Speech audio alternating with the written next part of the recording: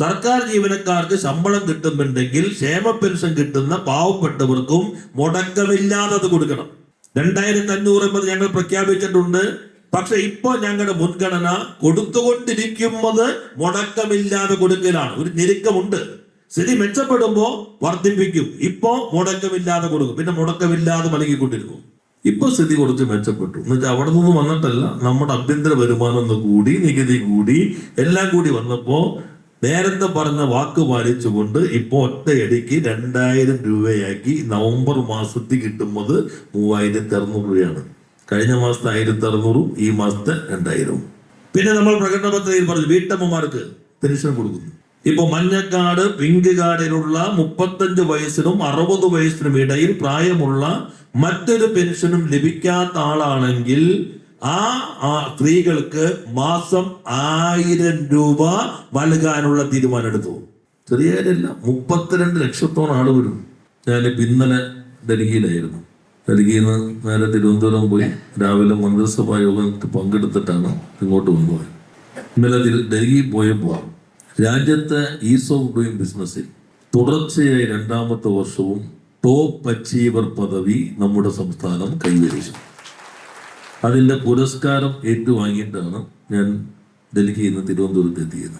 വ്യവസായത്തിൽ നമ്മൾ ഒന്നും നടക്കില്ല, കേരളം ഏറ്റവും പുറകിലാണ് എന്നൊക്കെയായിരുന്നു ഒരു പൊതു വർത്തമാനം ഉണ്ടായിരുന്നത്. 1ാം പിണറായി സർക്കാരിൻ്റെ സന്ദർഭത്തിൽ നിയമ ഭേദഗതികളും സംവിധാനങ്ങളുടെ ഒരു അടിത്തറയിട്ടു. ആ അടിത്തറയുടെ തുടർച്ചയാണ് ഈ ഗവൺമെന്റ് മുന്നോട്ട് കൊണ്ടുപോയത്. അങ്ങനെ വന്നപ്പോൾ ആദ്യത്തെ വർഷം ഈ ഗവൺമെന്റ് വന്നു. അപ്പോൾ കഴിഞ്ഞതിന്റെ തുടർച്ചയിൽ നമ്മൾ വളരെ പുറകിലായിരുന്നതിൽ നിന്ന് നിയമം ചട്ടമൊക്കെ കഴിഞ്ഞ ഗവൺമെന്റ് ഭേദഗതി ചെയ്തതിന്റെ തുടർച്ചയിൽ നമ്മൾ 15ലേക്ക് എത്തി. ഈ ഗവൺമെന്റിന്റെ ആദ്യത്തെ വർഷം. കഴിഞ്ഞ വർഷം നമ്മൾ രാജ്യത്ത് 1ാം സ്ഥാനത്തെത്തി ഈസ് ഓഫ് ഡൂയിങ് ബിസിനസ്സിൽ. അതൊരു അത്ഭുതമായിരുന്നു. ഇതിന് 1ാൽ എത്തുക കേരളത്തിന് ഇത് പറ്റുമോ, ഇതൊരു എന്തോ സൂത്രല്ലേ എന്നൊക്കെയായിരുന്നു പറഞ്ഞിരുന്നത്. ഈ വർഷം 2024 റാങ്കിങ് വന്നപ്പോഴും 1ാം ആദ്യം വിളിച്ച് ടോപ്പ് അച്ചീവർ, ഫാസ്റ്റ് മൂവർ പദവിയിൽ കേന്ദ്രമന്ത്രി പുരസ്കാരം നൽകിയത് നമ്മുടെ സംസ്ഥാനത്തിനാണ്. അത് ഓരോ മലയാളിക്കും അഭിമാനിക്കാൻ കഴിയാവുന്നതാണ്. അവന് തൊട്ട് മുൻപാണ് നമ്മൾ ലോകത്ത് തന്നെ ഒരു പുതിയ മാതൃക സൃഷ്ടിച്ചു. അതിദരിദ്രരില്ലാത്ത ഏക സംസ്ഥാനമായി കേരളം മാറി. ലോകത്ത് ചൈനയാണ് ഒരിക്കൽ അതിദാരിദ്ര്യ വിമുക്ത പ്രഖ്യാപനം നടത്തിയത്. നമ്മൾ അതൊരു രാജ്യമാണ്. ഇതൊരു രാജ്യത്തിനകത്ത് ഒരു സംസ്ഥാനം ഒരു നിലപാട് സ്വീകരിച്ചുകൊണ്ട് നടത്തിയ പ്രവർത്തനങ്ങളുടെ ഭാഗമായി അതിദാരിദ്ര്യ വിമുക്തമായി. നമ്മുടെ പ്രഖ്യാപനം നിയമസഭ 1ാം തീയതി നടത്തി കഴിഞ്ഞപ്പോൾ ചില വിദഗ്ധരൻ പത്രങ്ങളുണ്ട്, ദരിദ്ര അവിടെ ഇല്ലേ ഇവിടെ ഇല്ലേ, പെട്ടെന്ന് എങ്ങനെയാണ് പ്രഖ്യാപിച്ചത്. യഥാർത്ഥത്തിൽ ഈ ഗവൺമെന്റിന്റെ ആദ്യ മന്ത്രിസഭാ യോഗത്തിന്റെ തീരുമാനമായിരുന്നു അതിദരിദ്ര വിമുക്തമായി സംസ്ഥാനത്തെ മാറ്റണം. അതിന്റെ പ്രവർത്തനങ്ങൾ ഇവിടെ നടന്നു. കഴിഞ്ഞ കൗൺസിലർമാർക്കൊക്കെ അറിയാം. ആദ്യ സർവേ നടന്നു, പരിശീലന നടത്തിക്കിടയിൽ അതിന്റെ സർവേ നടന്നു. സർവേയിൽ തയ്യാറാക്കിയ ലിസ്റ്റ് ഗ്രാമസഭകൾക്കകത്ത്, വാർഡ് സഭകൾക്കകത്ത് അവതരിപ്പിച്ചു. ആ സഭകളുടെ അംഗീകാരത്തോടു കൂടിയാണ് അവരെ അതിദാരിദ്ര്യത്തിൽ നിന്ന് വിമുക്തമാക്കാനുള്ള പ്രവർത്തനം ഏറ്റെടുത്തു. ഞങ്ങൾ ഈ നവംബർ 1ാം തീയതി ഈ പ്രഖ്യാപനം നടത്തുന്നതിന് 2 ദിവസം മുമ്പ് മന്ത്രിസഭാ യോഗം ചേരുമ്പോൾ ഒരാൾ മാത്രമാണ് അതിൽ നിന്ന് വിമുക്തി നേടാനുണ്ടായിരുന്നുള്ളൂ. അവർക്ക് സ്ഥലം വീടോടുകൂടി വാങ്ങിക്കൊടുക്കാൻ അങ്കമാലി നഗരസഭ തീരുമാനമെടുത്തെങ്കിലും സ്റ്റാമ്പ് ഡ്യൂട്ടി എക്സംഷൻ ആവശ്യമായിരുന്നു. മന്ത്രിസഭ തീരുമാനിച്ചു.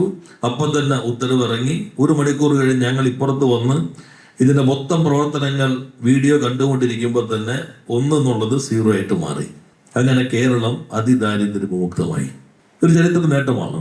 എല്ലാ മേഖലയിലും പറയുന്നില്ല. ഇവിടെ നേരത്തെ മുജീബ് പറഞ്ഞില്ലേ, അമേരിക്കയിലെ ശിശുമരണ നിരക്ക് 5.6 കേരളത്തിൽ അത് 5 മാത്രമാണ്. ലോകത്ത് ഏറ്റവും കുറഞ്ഞ ശിശുമരണ നിരക്കുള്ള പ്രദേശം കേരളമാണ്. ചിലർ ഈ ആശുപത്രിയിൽ ചില പ്രശ്നങ്ങളൊക്കെ നടക്കുന്നുണ്ടല്ലോ. ഇപ്പൊ പണ്ടത്തെ ആശുപത്രി ഇപ്പോഴത്തെ ആശുപത്രി നിങ്ങൾ താരതമ്യം ചെയ്ത് നോക്കി. ആദ്യം നമ്മൾ ജനറൽ ആശുപത്രി കുറെ മാറ്റം വരുത്തി. ഇപ്പൊ എല്ലാ താലൂക്ക്, ജില്ലാ, ജനറൽ ആശുപത്രികൾ, മെഡിക്കൽ കോളേജ് എല്ലാം മാറി. ഇപ്പൊ ഇന്ത്യയിൽ കരള് മാറ്റി വയ്ക്കാൻ സൗകര്യമുള്ള ഒരു മെഡിക്കൽ കോളേജും കേരളത്തിലല്ലാതെ സംസ്ഥാന തലത്തിലില്ല, ഒരിടത്തും ഇല്ല. കഴിഞ്ഞ ദിവസം കോട്ടയത്ത് വായിച്ചിട്ട് ശ്വാസകോശം മാറ്റിവെച്ചു.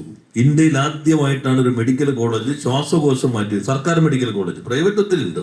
പിന്നെ കേന്ദ്രത്തിന്റെ എയിംസ് പോലെയുള്ള സ്ഥാപനങ്ങൾ ഉണ്ടാവും. പക്ഷെ സംസ്ഥാന ഗവൺമെന്റിന്റെ ഉടമസ്ഥതയിൽ ഒരു മെഡിക്കൽ കോളേജിനകത്ത് അവയവം മാറ്റി വയ്ക്കാൻ സൗകര്യമുള്ള ഏക സംസ്ഥാനം കേരളമാണ്. ഇവിടെ നമ്മുടെ എറണാകുളം ജനറൽ ആശുപത്രിയിൽ ഹൃദയം മാറ്റി വയ്ക്കാനുള്ള സൗകര്യമായി. നേരത്തെ കാത്തലാബ് വന്നു, ഇപ്പോ ഹൃദയം മാറ്റി വയ്ക്കാനുള്ള സൗകര്യം കൂടിയായി. എന്ന് മാത്രമല്ല, രാജ്യത്തിന്റെ ചരിത്രത്തിൽ ആദ്യമായി ഒരു സംസ്ഥാന ഗവൺമെന്റ് അവയവം മാറ്റിവെക്കുന്നതിന് വേണ്ടി മാത്രം ഒരു ഇൻസ്റ്റിറ്റ്യൂട്ട് കോഴിക്കോട് ആരംഭിക്കുകയാണ്. ഓർഗൻ ട്രാൻസ്പ്ലാന്റേഷൻ മാത്രം, അവയവം മാറ്റിവെക്കാൻ വേണ്ടി മാത്രം ഒരു ഇൻസ്റ്റിറ്റ്യൂട്ട് കോഴിക്കോട് ആരംഭിക്കുകയാണ്. ഇപ്പോ വലിയ തിരക്കായി. ഇടത്തരക്കാരുൾപ്പെടെ, നേരത്തെ മറ്റാശുപത്രിയിൽ പോയവരുൾപ്പെടെ ഇത്തരം ചികിത്സകൾക്ക് വേണ്ടി നമ്മുടെ സർക്കാർ ആശുപത്രികളിലേക്ക് ആശ്രയിക്കുന്ന സാഹചര്യം വന്നു. ഏത് മേഖല എടുത്തെല്ലാം ഞാൻ വിശദീകരിക്കുന്നില്ല. ഇവിടെ ഒത്തിരി നേതാക്കന്മാർ പ്രസംഗിക്കേണ്ടത്, സ്ഥാനാർത്ഥികളുടെ പ്രഖ്യാപനമുണ്ട്, ഇതെല്ലാം ഈ കൺവെൻഷന്റെ ഭാഗമായി നടത്തേണ്ടതുണ്ട്. എല്ലാ മേഖലയ്ക്കകത്തും നല്ല മാറ്റമുണ്ടായി.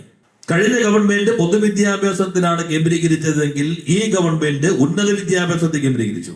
ഉന്നത വിദ്യാഭ്യാസത്തിന്റെ കാര്യത്തിൽ ഇന്ത്യയിലെ ഏറ്റവും മികച്ച യൂണിവേഴ്സിറ്റികൾ എടുക്കുമ്പോൾ പബ്ലിക് യൂണിവേഴ്സിറ്റികളിൽ 5ാം സ്ഥാനത്ത് കേരള യൂണിവേഴ്സിറ്റിയും 6ാം സ്ഥാനത്ത് നമ്മുടെ കൊച്ചി യൂണിവേഴ്സിറ്റിയുമാണ്. കേരളത്തിലല്ല, ഇന്ത്യയിലെ ഏറ്റവും മികച്ച 100 കോളേജുകളുടെ ലിസ്റ്റ് കേന്ദ്രം പ്രഖ്യാപിച്ചപ്പോൾ, നമ്മളല്ല, യൂണിയൻ ഗവൺമെന്റ് പ്രഖ്യാപിച്ച ലിസ്റ്റിൽ 18 എണ്ണം കേരളത്തിലാണ്. കേരളം ചെറിയ പ്രദേശമാണ്. അവിടെയാണ് ഇന്ത്യയിലെ മികച്ച 100 കോളേജുകളിൽ 18 കോളേജുകൾ ഉള്ളത്. ആരോഗ്യ മേഖല, വിദ്യാഭ്യാസ മേഖല, അതേപോലെ തന്നെ നേരത്തെ പറഞ്ഞ അതിദാരിദ്ര്യ വിമുക്തം, വ്യവസായ മേഖല, നേരത്തെ ഈസ് ഓഫ് ഡൂയിങ് ബിസിനസ് ഞാൻ പറഞ്ഞു, വ്യവസായ സൗഹൃദം. ഇപ്പൊ ഇവിടെ തന്നെ എത്ര പുതിയ വ്യവസായ നിങ്ങൾ നോക്കി. അദാനിയുടെ ലോജിസ്റ്റിക് പാർക്ക് 70 ഏക്കറിലാണ് 500 കോടിയിലധികം മുതൽ മുടക്കോടുകൂടി മുഖ്യമന്ത്രി ഇവിടെ കല്ലിട്ടു. ലോകത്തിലെ ഏറ്റവും വലിയ ലോജിസ്റ്റിക് കമ്പനിയാണ് പനറ്റൂണി, അമേരിക്കൻ കമ്പനിയാണ്. അവരാണിപ്പോ നമ്മുടെ ബിലാനി സിംഗിന്റെ സ്ഥലത്ത് കഴിഞ്ഞ ദിവസം അവരുടെ MD ഉൾപ്പെടെ വന്ന് കരാർ ഒപ്പുവെച്ച് അവരുടെ ലോജിസ്റ്റിക് പാർക്ക് അവിടെ വരികയാണ്. ഇവിടെ തന്നെയാണ് ലുലു. ഇപ്പുറത്ത് മാളാണെങ്കിൽ ആദ്യമായി നേരത്തെ സീ ഫുഡിന്റെ തുടങ്ങി നമ്മുടെ ഇൻഫ്രാ പാർക്കിനകത്ത് 10 ഏക്കറിൽ ഫുഡ് പ്രോസസ്സിംഗിന്റെ പാർക്ക് ഇവിടെ ആരംഭിക്കുകയാണ് നമ്മുടെ ഇവിടെ തന്നെ. അവിടെ തന്നെയാണ് SFL ടെക്നോളജിയുടെ ആപ്പിൾ ഫോണിന്റെ വരെ കമ്പോണന്റ് ഉണ്ടാക്കുന്ന കമ്പനി കിൻഫ്രയുടെ അവിടെ പ്രവർത്തിച്ചുകൊണ്ടിരിക്കുകയാണ്. പൂർത്തീകരിക്കാറായി. നമ്മുടെ ചെറുപ്പക്കാർക്ക് ഇവിടെ തന്നെ ജോലി ചെയ്യാൻ കഴിയുന്ന രൂപത്തിലുള്ള സൗകര്യം. ജോലി കിട്ടണമെങ്കിൽ ബിരുദം മാത്രം പോരാ, അവിടെ ആവശ്യമായ സ്കില്ല് കൂടി വേണം. അതിനാണ് നമ്മളിപ്പോൾ TCCയുടെ സ്ഥലത്ത് BPCയിലുമായി ചേർന്ന് സ്കിൽ ഡെവലപ്മെന്റ് അക്കാദമി ആരംഭിക്കുന്നത്. ഒരു വർഷം 1600 പേർക്ക് ചെറുപ്പക്കാരികൾ സൗജന്യമായിട്ട് സ്കിൽ പരിശീലനമാണ്. സൗജന്യം എന്ന് പറഞ്ഞാൽ രജിസ്ട്രേഷൻ ഫീസ് മാത്രമേ ഉള്ളൂ. തെരഞ്ഞെടുത്ത് കഴിഞ്ഞാൽ ഫീസില്ല, ഭക്ഷണം ഫ്രീ, ഹോസ്റ്റൽ ഫ്രീ, പുസ്തകം ഫ്രീ, യൂണിഫോം ഫ്രീ. കഴിഞ്ഞാൽ നേരെ ജോലിയും മിക്കവാറും ഉറപ്പാകുന്ന രൂപത്തിലുള്ള സ്കിൽ സംവിധാനം അത് നമ്മളിവിടെ ആരംഭിച്ചു. എന്നാൽ കേരളത്തിലാകെ 20 ലക്ഷം പേർക്ക് തൊഴിൽ കൊടുക്കാൻ കഴിയുന്ന രൂപത്തിലുള്ള വിജ്ഞാന കേരളം പദ്ധതി കുടുംബശ്രീ ഓണക്കാലത്ത് 1 ലക്ഷം ആളുകൾക്കാണ് കേരളത്തിൽ തൊഴിൽ ലഭ്യമാക്കിയത്. തൊഴിൽ മേഖലയ്ക്കകത്ത് വലിയ മുന്നേറ്റം. പശ്ചാത്തല സൗകര്യ വികസനം നോക്കിക്കോളൂ. നമ്മുടെ ദേശീയപാത വീതി കൂട്ടൽ പൂർത്തീകരിക്കാറായി. ജനുവരിയിൽ ഒരു ഭാഗം പൂർത്തീകരിച്ച ഭാഗം മുഴുവൻ ഉദ്ഘാടനം ചെയ്യാൻ പോവുകയാണ്. ഇവിടെ മെട്രോ കാക്കനാട്ടേക്ക് പൂർത്തീകരിക്കും. തിരുവനന്തപുരത്ത് പുതിയ മെട്രോ പ്രഖ്യാപിച്ചിരിക്കുന്നു. വാട്ടർ മെട്രോ ഇപ്പോ നമ്മുടെ മണ്ഡലത്തിലേക്ക് കൂടി കൊണ്ടുവന്നു. ഏലൂര് വാട്ടർ മെട്രോ വന്നു. ആ സംവിധാനം ശക്തിപ്പെടുന്നു. ഡിസംബറോടുകൂടി തന്നെ പൊന്നാനി വരെയുള്ള ദേശീയ ജനപാതയുടെ 1ാം ഘട്ടം അത് ഉദ്ഘാടനം ചെയ്യാൻ പോവുകയാണ്. ഇപ്പോൾ നല്ല മാറ്റം ഈ മേഖലയിലാകെ വരികയാണ്. ഇപ്പോ ഗവൺമെന്റ് പ്രഖ്യാപിച്ചിട്ടുള്ള കാര്യങ്ങൾ, ഈ അടുത്ത ഗവൺമെന്റ് പാസ്സാക്കിയിട്ടുള്ള നിയമങ്ങൾ, അതിലൊന്ന് ഏക കിടപ്പാട സംരക്ഷണ നിയമം. കഴിഞ്ഞ ഗവൺമെന്റിന്റെ സമയത്ത് ഏറെ മാധ്യമങ്ങളിൽ വന്ന ഒന്നായിരുന്നു. നമ്മുടെ ഈ കളമശ്ശേരി മുനിസിപ്പാലിറ്റി തന്നെയാണ് സർഫാസി നിയമപ്രകാരം ഒരു സ്ത്രീയെ പുറത്തിറക്കുന്നതുമായി ബന്ധപ്പെട്ട് പെടുന്ന ഒത്തിരിയേറെ പ്രശ്നങ്ങൾ ഓർമ്മയുണ്ടാവുമല്ലോ. കൂനന്തൈ ചെറുപ്പം അതെ വനാത്തുപാടത്ത് അത് ഉൾപ്പെടെ നോക്കിക്കൊണ്ട് കഴിഞ്ഞ ഗവൺമെന്റ് ഇത് പരിശോധിക്കാൻ ഒരു കമ്മിറ്റിയെ വെച്ചു. ശർമ്മയായിരുന്നു നിയമസഭ കമ്മിറ്റിയുടെ ചെയർമാൻ. ആ കമ്മിറ്റി ശുപാർശ കൊടുത്തു. ആ ശുപാർശ നമുക്ക് ഈ നിയമം ഭേദഗതി ചെയ്യാൻ അധികാരമില്ല, കേന്ദ്രത്തോട് ആവശ്യപ്പെടാം. അങ്ങനെ കേരള നിയമസഭ ഏകകണ്ഠമായി ആവശ്യപ്പെട്ടു. 10 ലക്ഷം രൂപ ഒഴിവാക്കണം, സഹകരണ ബാങ്കുകളെ സർഫാസി നിയമത്തിൽ നിന്ന് ഒഴിവാക്കണം. പക്ഷെ തൊട്ടില്ല. ഇപ്പൊ നമ്മൾ ആദ്യത്തെ മന്ത്രിസഭാ യോഗം എടുത്ത തീരുമാനം, ഞങ്ങളെല്ലാം മന്ത്രിമാരായിട്ടുള്ള ആദ്യത്തെ മന്ത്രിസഭാ യോഗത്തിൽ ഒരു തീരുമാനം അതിദാരിദ്ര്യ വിമുക്തമാക്കണം. അതിപ്പോ സ്വായത്തമാക്കി. മറ്റൊരു തീരുമാനം ഏക കിടപ്പാടം സംരക്ഷിക്കണം. അതിന് നിയമം കൊണ്ടുവരണം. മാനിഫെസ്റ്റോയിലുണ്ട്. ആദ്യത്തെ മന്ത്രിസഭാ യോഗം തീരുമാനിച്ചു. പക്ഷെ സർഫാസിലൂടെ നമുക്ക് അധികാരമില്ല. കേന്ദ്ര നിയമമാണ്. നമ്മൾ മാറ്റണം എന്നാവശ്യപ്പെട്ടിട്ട് അവരനങ്ങുന്നുമില്ല. ആദ്യത്തെ മന്ത്രിസഭാ യോഗം ഒരു കമ്മിറ്റിയെ നിയോഗിച്ചു, സീനിയർ അഭിഭാഷകർ ഉൾപ്പെടെ. അവരും പറഞ്ഞു ഇതുമ്പോൾ നമ്മൾ തൊടാൻ പറ്റില്ല, അവരും കൂടെ ആവശ്യപ്പെടാം. ബദിരകർമ്മം തന്നെയാണ്, ആവശ്യപ്പെട്ടിട്ട് കാര്യം നടപടിയില്ല. ഇപ്പൊ നമ്മൾ കൊണ്ടുവന്ന നിയമം, നഗരത്തിൽ 5 സെന്റ്, മുനിസിപ്പാലിറ്റിക്ക് നഗരം വരും, ഗ്രാമത്തിൽ 10 സെന്റ് മാത്രം സ്ഥലമുള്ള ഒരു കുടുംബം 5 ലക്ഷം രൂപ വരെ വായ്പ എടുത്തു. അത് കല്യാണമാകാം, അല്ലെങ്കിൽ എന്തെങ്കിലും കച്ചവടം തുടങ്ങാനാകാം, മക്കളുടെ വിദ്യാഭ്യാസമാകാം, വീട് വയ്ക്കാനാകാം. 5 ലക്ഷം രൂപ വരെ വായ്പ എടുത്തിട്ട് തങ്ങളുടേതല്ലാത്ത കാരണം കൊണ്ട് തിരിച്ചടവ് മുടങ്ങി. ചിലർ ഈ വായ്പ എടുത്താൽ പിറ്റേ ദിവസം വരെ എടുത്തതിന് മറക്കും. പിന്നെ ജപ്തി വരുമ്പോഴേക്കും ഈ വായ്പ എപ്പോഴും ഞാൻ എടുത്ത ഒറ്റടവും ഉണ്ടാവില്ല. അങ്ങനെയുള്ള ആളുകൾക്കുള്ളതല്ല. ഇപ്പൊ വായ്പ എടുത്തിട്ട് ഒരാൾ മരണപ്പെട്ടു, അല്ലെങ്കിൽ മാരക രോഗം വന്നു, തിരിച്ചടയ്ക്കാൻ പറ്റാത്ത അവസ്ഥയിലേക്ക് അവരുടേതായ നിയന്ത്രണത്തിൽ പെട്ടതല്ല, തിരിച്ചടവ് മുടങ്ങി. 10 ലക്ഷം രൂപ വരെ കുടിശ്ശികയായി ജപ്തിയിലേക്ക് വന്നാൽ ഈ നിയമം ഇപ്പൊ ഗവർണർ ഒപ്പിട്ടു, നിയമമായി കഴിഞ്ഞു. ജില്ലാതലത്തിൽ കമ്മിറ്റി വരും. ആ കമ്മിറ്റിക്ക് അപേക്ഷ കൊടുത്താൽ ആ കമ്മിറ്റി പരിശോധിക്കും. സ്ഥലം വേറെ ഉണ്ടോ കുടുംബത്തിന്, അച്ഛൻ, അമ്മ, ഭാര്യ, ഭർത്താവ്, മകൻ, മകൾ, ഇതെല്ലാം കുടുംബത്തിൽ പെടും. എവിടെയെങ്കിലും വേറെ സ്ഥലം ഉണ്ടോ? ഇന്നുമില്ല. 5 ലക്ഷം എടുത്ത് ആണോ? 5 ലക്ഷം രൂപ വരെയാണോ? ആണ്. തങ്ങളുടേതല്ലാത്ത കാരണം കൊണ്ട് മുടങ്ങിയതാണോ? അത് കഴിഞ്ഞാൽ അപ്പോ ശുപാർശ ചെയ്ത് സംസ്ഥാന കമ്മിറ്റി കൊടുത്താൽ 30 ദിവസത്തിനുള്ളിൽ അവര് തീരുമാനമെടുത്താൽ കളക്ടർ ബാങ്കിലേക്ക് അടയ്ക്കേണ്ടത് ചർച്ച ചെയ്തിട്ട് ഒരു ധാരണ എത്തും. ഇപ്പൊ 10 ലക്ഷം ആണെങ്കിൽ 8 ലക്ഷം അടച്ചാൽ മതി. ആ 8 ലക്ഷം കളക്ടർ ഗവൺമെന്റിന് വേണ്ടി ഈ ബാങ്കിന് നൽകി ആധാരം തിരിച്ചെടുത്ത് ഈ കുടുംബത്തിന് നൽകി ആ കിടപ്പാടം സംരക്ഷിക്കുന്ന നിയമം കേരളം ഇപ്പൊ പാസാക്കി. ഈ രാജ്യത്തിന്റെ ചരിത്രത്തിൽ ആദ്യമായി. ചെറിയ കാര്യമല്ല. നമ്മൾ നോക്കിയപ്പോൾ നമ്മൾ 5.5 ലക്ഷത്തോളം വീട് കൊടുത്തു ലൈഫിൽ. കളമശ്ശേരി മാത്രമാണ് അതിനകത്ത് കുറച്ച് പുറകെ വന്നത്. അതിൽ 4,65,000 അനുവദിച്ചു കഴിഞ്ഞു. അപ്പോഴാണ് ഉള്ള വീട്ടിൽ നിന്ന് ഇറങ്ങേണ്ട അവസ്ഥയിൽ നമ്മൾ നിസ്സഹായരായി നിന്നത്. മറ്റു വലിയ വായ്പ കിട്ടുന്നത് വേറെ, പക്ഷെ ഇതുപോലുള്ള സാഹചര്യത്തിൽ ദരിദ്ര പാവപ്പെട്ടവർ. അതാണ് നമ്മൾ ഈ നിയമം പാസ്സാക്കിയത്. രണ്ടാമത് ഇപ്പൊ നിയമസഭ പാസ്സാക്കി ഇനി മുനിസിപ്പൽ കിട്ടേണ്ട സേവനങ്ങൾ സെക്രട്ടറി അവിടെ നോട്ടിഫൈ ചെയ്യണം. ഇന്ന സേവനം ഇത്ര ദിവസം കൊണ്ട് കിട്ടണം. അതിൽ പ്രത്യേക സേവനങ്ങൾ ഉണ്ടാക്കണം. അതും പ്രത്യേകം വിജ്ഞാപനം ചെയ്യണം. കേരളത്തിലാകെ ഏത് വകുപ്പിലും വിജ്ഞാപനം ചെയ്തില്ലെങ്കിൽ അവന്റെ മേലുദ്യോഗസ്ഥന് 10,000 രൂപ ഫൈൻ അടിക്കും. പ്രത്യേക സേവനം ഇപ്പൊ ഇന്ന സർട്ടിഫിക്കറ്റ് 5 ദിവസം കൊണ്ട് കിട്ടണം. 5 ദിവസം കഴിഞ്ഞു 6 ആയി, 7 ആയി, 8 ആയി, 9 ആയി, 10 ആയി, കിട്ടിയില്ലേ കിട്ടിയതായിട്ട് കണക്കാക്കാം. പിന്നെ ഓഫീസിൽ കയറണ്ട. ഇതാണ് പുതിയ നിയമം ഈ പാസ്സാക്കി. അതിപ്പോ ഇന്ന് ഗവർണർ ഒപ്പിട്ട് തിരിച്ചു വന്നു. അപ്പൊ അത് നിയമമായി. പിന്നെ പ്രത്യേകമല്ലാത്ത സേവനങ്ങൾ ചിലത് അങ്ങനെ ആക്കാൻ പറ്റില്ല. അതും ഇത്ര ദിവസം കിട്ടിയില്ലെങ്കിൽ നിങ്ങൾക്ക് അപ്പീൽ കൊടുക്കാം. വീഴ്ച വരുത്തിയ സമയത്തിന് നൽകാത്ത ഉദ്യോഗസ്ഥന് 10,000 രൂപ ഫൈൻ അടിക്കാം. അപ്പൊ ഉദ്യോഗസ്ഥനും കൊടുക്കേണ്ട ആൾ ഒന്നിച്ച ചായ കുടിക്കണേ. അപ്പൊ അവരെങ്ങനെ ഫൈൻ അടിക്കും?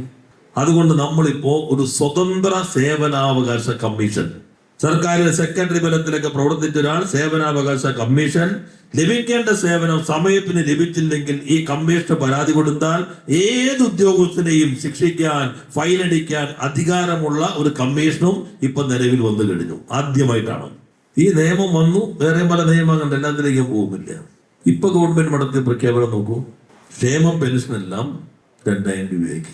1,600 ആയിരുന്നു, ഒറ്റയടിക്ക് 2,000. അപ്പൊ പത്രങ്ങൾ എഴുതിക്കൊണ്ട് 1,800 ആവും, 1,800 ആവും. നമ്മൾ 2,000 ആയിരിക്കും.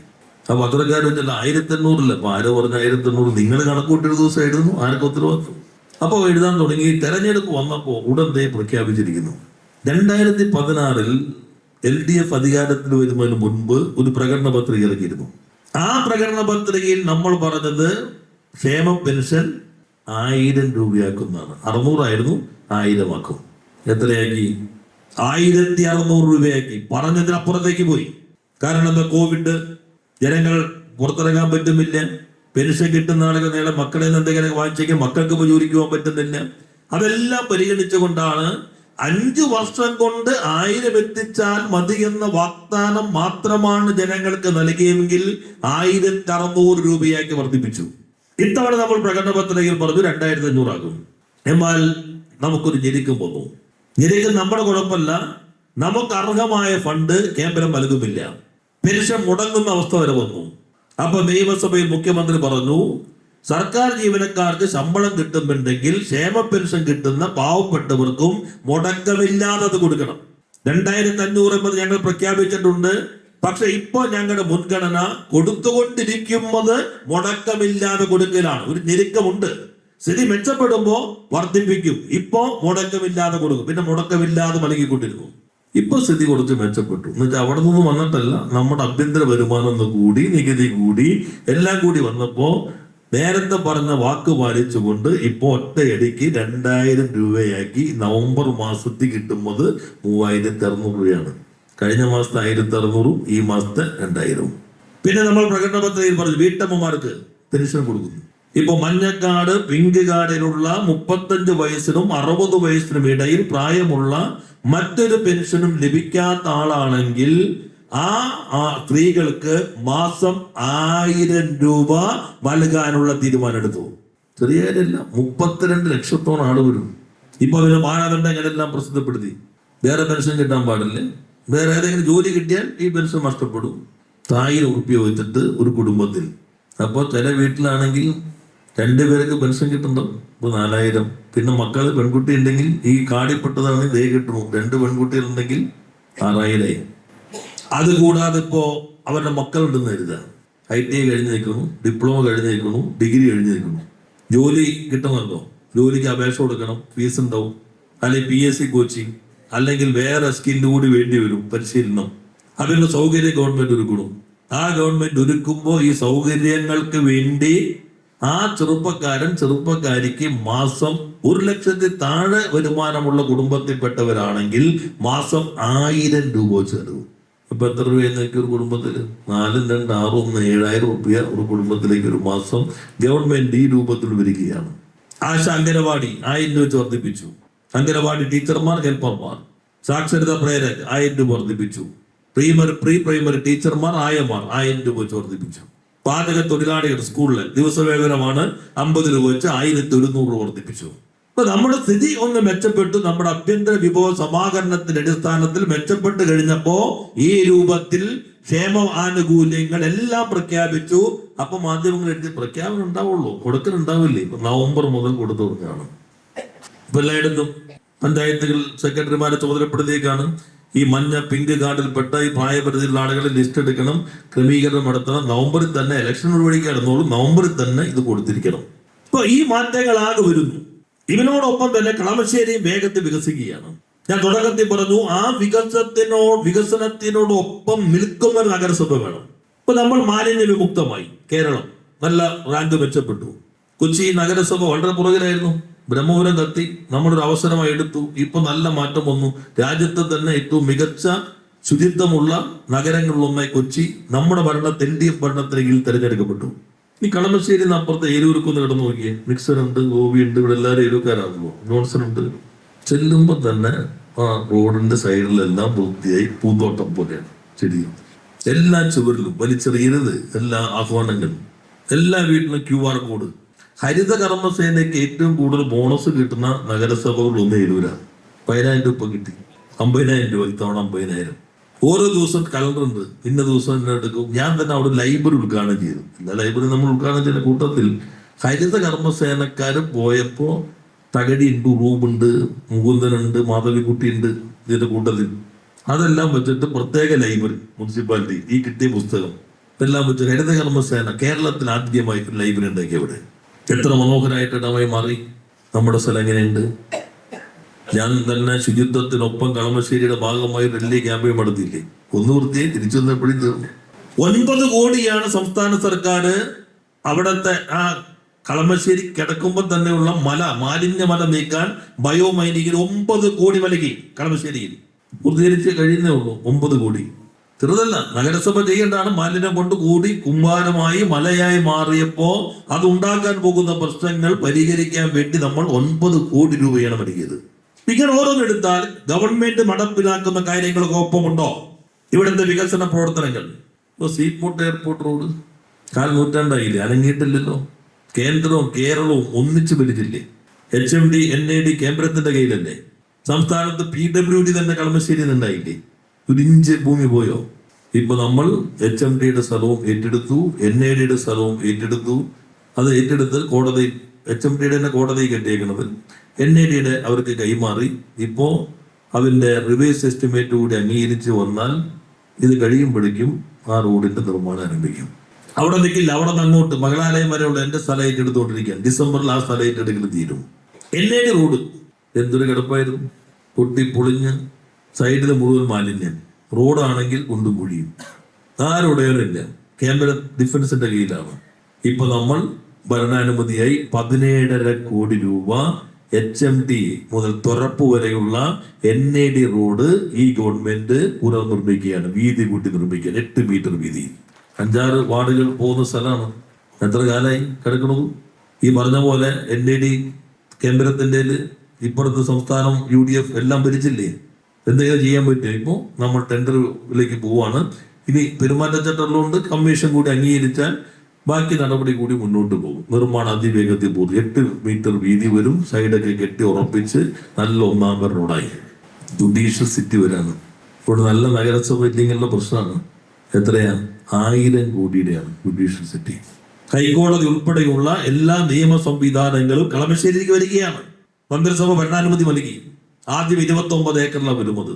അവിടെ ജുഡീഷ്യൽ സിറ്റി വരുമ്പോ അതിനപ്പുറത്ത് ക്യാൻസർ സെന്റർ ഉദ്ഘാടനം സജ്ജമായി. എല്ലാ മെഷീനും വന്നു കഴിഞ്ഞു. നേരത്തെ എല്ലാ ഉദ്ഘാടനവും നടക്കുമ്പോൾ അടിയിലൊരു കല്ലുണ്ടെന്ന് പറയുന്നത്. ഇവിടെ ആ കല്ല് അന്വേഷിച്ച് നമ്മൾ 2016-15 പോയി നോക്കി. ഒരു റീത്ത് വയ്ക്കാന്ന് വെച്ചിട്ട് നോക്കിയപ്പോ ശശി കല്ല് പോലും ഇല്ലെന്ന് ഓർമ്മയില്ലേ? തെരഞ്ഞു നോക്കിയിട്ട് എവിടെ കല്ലിട്ടെന്ന് പിടിയില്ല. റീത്ത് വയ്ക്കാൻ കല്ല് കാണണ്ടേ? അപ്പൊ നമ്മൾ അവസാനം വഴി കൊണ്ടുവച്ചിട്ടാണ് തിരിച്ചു വന്നത്. 15 ഒന്നാം പിണറായി സർക്കാരിന്റെ കാലഘട്ടത്തിൽ അവിടെ IPO തുടങ്ങി, കെട്ടിടം ആരംഭിച്ചു. ഇപ്പോ അതിമനോഹരമായി 385 കോടി രൂപയുടെ പദ്ധതി അത് പൂർത്തീകരിച്ചു. സ്റ്റാഫ് ഫിക്സിന്റെ ക്രിയേഷൻ വേണം. അതുകൂടി ഈ തെരഞ്ഞെടുപ്പിന്റെ പെരുമാറ്റച്ചട്ടം കഴിഞ്ഞാൽ സ്റ്റാഫിന്റെ തസ്തികകൾ കൂടി അംഗീകരിച്ചു കഴിഞ്ഞാൽ മുഖ്യമന്ത്രി വന്ന് അതിവേഗത്തിൽ ഉദ്ഘാടനം ചെയ്യാൻ പോകുന്നത് ഇതാണ്. അതുപോലെ തന്നെ അവിടെ നിർമ്മാണം തുടങ്ങുമ്പോൾ കഴിഞ്ഞു. ഇനി പ്രവർത്തനത്തിലേക്ക് പോകുമ്പോൾ ക്യാൻസർ രോഗികളൊക്കെ വന്നാൽ കീമോ ചെയ്ത് വീട്ടിൽ പോയി വരാം ആളുകൾക്ക്. പക്ഷെ മലപ്പുറത്ത് വരും, തൃശ്ശൂരിൽ നിന്നും, പാലക്കാട് നിന്നും, ജില്ലയുടെ പല ഭാഗത്ത് വരും. BPCനോട് പറഞ്ഞു 12 കോടി അവരുടെ CSR ഫണ്ട് നൽകി അവിടെ നമ്മൾ 7 നിലയിൽ കെട്ടിടം പണിയാണ്. അപ്പൊ അവിടെ താമസിക്കാം, കീമോ എടുക്കാം, തിരിച്ചവിടെ പോവാം. കിടപ്പ് രോഗികളുടെ കൂട്ടിരിപ്പുകാർ അവർക്കും അവിടെ താമസിക്കാം. വരുമാനത്തിനനുസരിച്ച് നോമിനലായിട്ട് ഫീസ്, മറ്റു കാര്യങ്ങളെല്ലാം അവിടെ തന്നെ ഉണ്ടാവും. അതിന്റെ നിർമ്മാണം ആരംഭിക്കാൻ പോവാണ്. അതുപോലെ തന്നെയാണ് 241.25 കോടിയുടെയാണ് 241,73,00,000 നമ്മുടെ സൂപ്പർ സ്പെഷ്യാലിറ്റി ബ്ലോക്ക്. അതിന്റെ പണി കഴിഞ്ഞു, ഉദ്ഘാടനം സജ്ജമായി. അപ്പോൾ judicial city, medical college, cancer centre, Adani park, Lulu park, SIFT, വേറെ 2 ലോജിസ്റ്റിക് പാർക്ക്, ഇതെല്ലാം കൂടി വരുമ്പോൾ സീപോർട്ട് എയർപോർട്ട് റോഡിനേക്കാൾ തിരക്കുള്ളതായിട്ട് മാറും HMD റോഡ്. അതുകൊണ്ടാണ് കഴിഞ്ഞ യോഗത്തിൽ തീരുമാനിച്ചത് സീപോർട്ട് എയർപോർട്ട് റോഡ് വേഗത്തിൽ മുന്നോട്ട് പോകുമ്പോൾ തന്നെ അവിടെ ആ ജംഗ്ഷനിൽ ഒരു ഫ്ലൈ ഓവർ വേണ്ടി വരും. അല്ലെങ്കിൽ പിന്നെ അതായിരിക്കും വലിയ കുരുക്ക്. അതിപ്പോ അതിന്റെ പഠനം നടത്താൻ തീരുമാനിച്ചിരിക്കുകയാണ്. ഇങ്ങനെ സമഗ്രമായ മാറ്റം വരികയാണ്. അപ്പൊ ഇതിനൊപ്പം വേഗതയിൽ സഞ്ചരിക്കാൻ പറ്റുന്ന നഗരസഭ ഉണ്ടാകണം. കുടിവെള്ളം ഇപ്പോ ഇവിടെ തന്നെ ശശിയുടെ മേഖലയിൽ ഉള്ള കുടിവെള്ളം ഇപ്പം നമ്മുടെ ഫണ്ട് കൊടുത്തിട്ടാണ്, അതെല്ലാം പൂർത്തീകരിച്ചു. അതുപോലെ നമ്മുടെ VP മരക്കാർ റോഡിൽ 1,29,00,000 അത് നൽകി അവിടുത്തെ പദ്ധതി പൂർത്തീകരിച്ചു. അമൃത് പദ്ധതി 13 കോടിയാണ്. 2 പദ്ധതികൾ അംഗീകാരം നൽകി അവന്റെ നിർമ്മാണ പ്രവർത്തനങ്ങൾ ആരംഭിച്ചു. കുടിവെള്ളത്തിന്റെ കാര്യത്തിൽ ഒരു പ്രശ്നമില്ലാത്ത രൂപത്തിൽ മാറാൻ ഗവൺമെന്റ് എല്ലാം മുൻകൈ എടുത്തിരിക്കുകയാണ്. ഇനി 190 MLD ആലുവ പദ്ധതിക്ക് അംഗീകാരം നൽകി 119 കോടി ലിറ്റർ അടിക്കുമ്പോൾ കളമശ്ശേരി നഗരസഭയുടെ കുടിവെള്ളവും കൂടി ഉൾപ്പെടുത്തിക്കൊണ്ടാണ്. അപ്പോൾ ശാശ്വതമായ പരിഹാരം 50 വർഷത്തേക്ക് വരികയാണ്. എല്ലാ മേഖലയിലെ കാര്യങ്ങളും പറയുന്നില്ല. അതിനോടൊപ്പം വേഗതയിൽ ഇനിയും വരണമെങ്കിൽ നഗരസഭ ഒപ്പം വെക്കണം. എത്രയോ കാര്യങ്ങൾ നമുക്ക് ചെയ്യാൻ പറ്റും. ദേശീയ നമ്മുടെ ഓപ്പൺ മേഖലകൾ, ഗ്രൗണ്ട് നോക്കി എത്ര കാലം കാഞ്ഞിരപ്പടി ഗ്രൗണ്ട്, ആ മേഖലയിൽ ഗ്രൗണ്ട് ഉണ്ടായോ? ഗ്രൗണ്ട് ഉദ്ഘാടനം ചെയ്തു. നല്ല ഫുട്ബോൾ മേള നടക്കാൻ പോകണം. അവിടെ വട്ടേക്കൊന്നും ഭാഗത്ത് ഒരു സ്ഥലമില്ല. അവസാനമാണ് കാർബോറിന്റെ സ്ഥലം നൽകി അതിപ്പോ നിർമ്മാണം നടന്നു. ഇത് കഴിയുമ്പോഴേക്കും ഉദ്ഘാടനം ചെയ്യാൻ കഴിയും. ക്ലാസ് കോളനി ഓപ്പൺ ജിമ്മും നല്ല രീതിയിൽ പോകുന്നു. ഇനിയിപ്പോ നമ്മുടെ സൗത്ത് കളമശ്ശേരി പാർക്കിൽ പാലത്തിനടിയിൽ വരുന്നു. മരക്കാർ റഫീഖിന്റെ വാർഡിൽ ഓപ്പൺ ജിമ്മിൻ്റെ ഇത് വരുന്നു. രാജേഷ് റാണിയുടെ അവിടെ ഓപ്പൺ ജിമ്മിന്റെ നിർമ്മാണ പ്രവർത്തനങ്ങൾക്ക് ആരംഭം കുറിച്ചു. ഇതെല്ലാം നഗരസഭ ചെയ്യേണ്ട മുൻകൈ എടുക്കേണ്ട കുറെ കാര്യങ്ങളാണ്. ഇവിടെ പറഞ്ഞില്ലേ മുജീബ് ഇൻഡോർ സ്റ്റേഡിയാണോ എന്ന് വെച്ചാൽ സ്റ്റേഡിയാണ്, കോംപ്ലക്സ് ആണോ വെച്ചാൽ കോംപ്ലക്സ് ആണ്, ഷോപ്പിംഗ് കോംപ്ലക്സ് ആണോ വെച്ചാൽ അതാണ്, എന്തോ അതെല്ലാം ആണോ വെച്ചാൽ ഒന്നുമല്ല. എത്ര കാലം വരയ്ക്കുണ്ട്. ഒരു 34 കഴിഞ്ഞോണം പോയി അല്ലേ, കെട്ടിന്ന് വെച്ചിട്ട് പോയി. എല്ലാവരും കൂടി ഒന്നിച്ചിറങ്ങിയാൽ കളമശ്ശേരി കയ്യിലിരിക്കും, ഒരു സംശയവുമില്ല. ഒന്നിച്ചിറങ്ങണം. എന്റെ വാർഡ് മാത്രമല്ല, എല്ലാ വാർഡിലും ജയിക്കണം. ഇടതുപക്ഷ ജനാധിപത്യ മുന്നണി മാതൃകാപരമായിട്ട് രമേശന്റെ ഒക്കെ നേതൃത്വത്തിൽ, അതുപോലെ തന്നെ നമ്മുടെ കൺവീനർ ഉണ്ട്, എല്ലാവരും കൂടി ചേർന്ന് മികച്ച രൂപത്തിൽ എല്ലാ പ്രശ്നങ്ങളും ചർച്ച ചെയ്ത് ഒരേ ധാരണയോടുകൂടി മുന്നോട്ട് വരികയാണ്. നാട്ടിൽ വരുന്ന മാറ്റങ്ങൾ, ഇവിടെ വരേണ്ട മാറ്റങ്ങൾ, ഇവിടെ ഉണ്ടായ 3 പരിമിതികൾ, 1-2 ആളുകളുടെ കയ്യിൽ നിന്ന് ഇവനാകെ വിമോചിപ്പിക്കേണ്ടതിന്റെ ആവശ്യം, അത് ഈ നാട്ടിലാകെ ജനങ്ങളുടെ മനസ്സിലേക്ക് എത്തിക്കാൻ കഴിഞ്ഞാൽ ഞാൻ പറയുന്ന ഒരു സംശയവുമില്ല, ഇത്തവണ കളമശ്ശേരി നഗരസഭ ഇടതുപക്ഷ ജനാധിപത്യ മുന്നണി വിജയിക്കുക തന്നെ ചെയ്യും. ആ ഉത്തരവാദിത്വം നിങ്ങൾ ഏറ്റെടുക്കണം. ഓരോ വീട്ടിലേക്കും എത്തണം, ഓരോ വോട്ടറിലേക്കും എത്തണം, ഓരോ വോട്ടറേക്കും നേരിട്ട് തന്നെ കാണണം. നമ്മുടെ ഇടതുപക്ഷ ജനാധിപത്യയുടെ സ്ഥാനാർത്ഥി ഏത് പാർട്ടിയുമില്ല, ഏത് സ്വതന്ത്രനെന്നോ മുന്നണിയെ CPM CPI മറ്റു പാർട്ടികളൊന്നുമില്ല, ഒറ്റ LDFന്റെ സ്ഥാനാർത്ഥി. ആ LDFന്റെ സ്ഥാനാർത്ഥി എന്ന നിലയിൽ ഒരേ മനസ്സോടുകൂടി എല്ലാവരും രംഗത്തിറങ്ങി നമ്മുടെ സ്ഥാനാർത്ഥികളെ വിജയിപ്പിച്ച് ഈ സംസ്ഥാന സർക്കാരിനൊപ്പം തുടർച്ചയ്ക്ക് വേണ്ടിയുള്ള അന്തരീക്ഷം രൂപം കൊള്ളുമ്പോൾ ഇടതുപക്ഷത്തിന്റെ 3ാം സർക്കാരിനൊപ്പം നിൽക്കാൻ കഴിയുന്ന ഒരു ഭരണ സംവിധാനം കളമശ്ശേരി നഗരസഭയിൽ ഉണ്ടാകണം എന്നുകൂടി അഭ്യർത്ഥിച്ചുകൊണ്ട് ഈ കൺവെൻഷൻ ഉദ്ഘാടനം അറിയിച്ച് വാക്കുകൾ അവസാനിപ്പിക്കുന്നു. എല്ലാവർക്കും അഭിവാദ്യങ്ങൾ.